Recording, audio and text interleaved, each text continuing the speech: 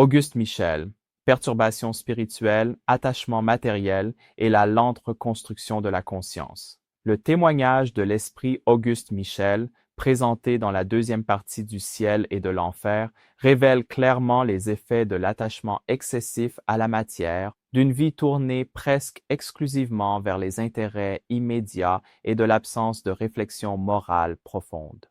Son récit montre que la souffrance spirituelle peut surgir non seulement d'actes graves, mais d'une existence menée sans direction intérieure cohérente.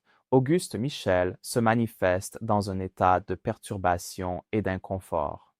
Sa lucidité intellectuelle est partielle. Il perçoit qu'il vit, pense et ressent après la mort, mais éprouve une grande difficulté à comprendre pleinement sa nouvelle condition.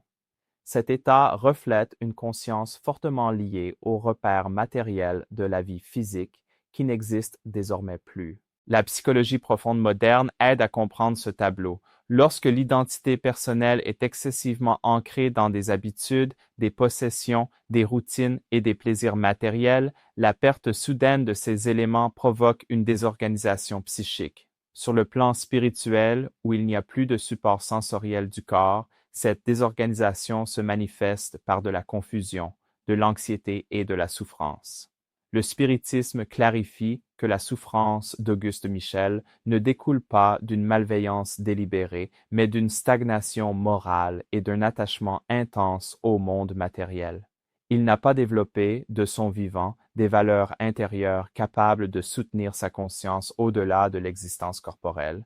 En s'éveillant sur le plan spirituel, il se sent déplacé, vide et incertain.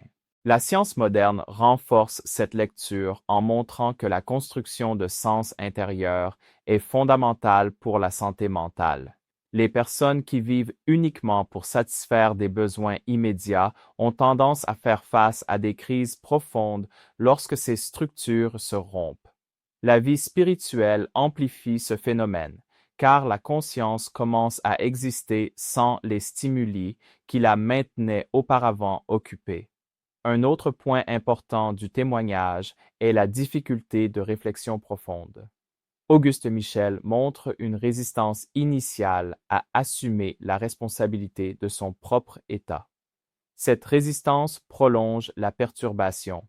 Le spiritisme enseigne que la souffrance persiste tant que la conscience refuse de se regarder avec honnêteté et d'accepter la nécessité de changement. Cependant, le récit indique également que cet état n'est pas définitif.